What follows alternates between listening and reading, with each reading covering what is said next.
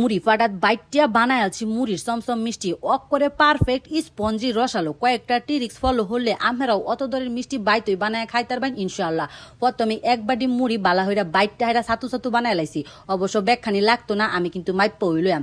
এই যে চায়ের কাপটা দেখছুন মাইপ্পা হাইরা আমি এক কাপ সাতু দিছি। ওহনে লড়ার মধ্যে এক ফাল লসুন দুধ দেহারা বালা হইরা জাল হইরা লইছি। উতলানি আইলে এক কাপ মাইপ্পার সাতুটা দেয়া দাম ডাইলা মিনিটের মধ্যে ওই দেখবেন যে দুধটা টাইনা গেছে গা। ওহনে বাড়ির মধ্যে ডাইলা হাইরা কুসুম গরম থাকতে থাকতে ওই এক বাটি দিয়ে দিছিল গুঁড়া দুধ, একটুখানি বেকিং পাউডার আর হইছিল ঘি। বেকিং পাউডারটা কিন্তু অল্পই দিবাইন। মুড়ির সাতুর লগে গুঁড়া দুধ আর বেকিং পাউডারটা বালা হইরা মিশাইয়া হাইরা আরেকটা বাড়ির মধ্যে দুইটা ডিম অকরে বালা হইরা ফেডাইয়া হাইরা ডাইলা দিছি। ওখানে বালা হইরা মিশাইয়া হাইরা অকরে রেস্টে দেওয়া থইতাম 10 মিনিট। এন্দা শিরাটা বানায় লাই 2 গ্যালাস চিনির লগে 1.5 গ্যালাস পানি দেয়া হাইরা বালা হইরা শিরাটা বানায় হাইরা ওখানে হাতের মাথাতে একটু ঘি দেয়া হাইরা ওখানে খালি মিষ্টি শেপটি দিয়ে আলছি। দেখবাইন এনে যদি মুড়ির সাতুটা লুতা লুতা হয়ে যায় একটুখানি ঘি দিবাইন। লড়ার মধ্যে তেল ডাইলা হাইরা আঙ্গুল চুবাই দেখছি যখন কুসুম গরম ওয়া আইছে তখন ওই দেয়া দিছি। ইহানো কিন্তু অনেক তত্তা তেলের মধ্যে কিন্তু মিষ্টি দিলে মিষ্টি ফাইটা যাবো গা, বাইঙ্গা যাবো গা। এর লাগা অল্প গরম তেলের মধ্যে দিবাইন আর অল্প আছে সুন্দর হইরা বাইট জ্বালেবেন।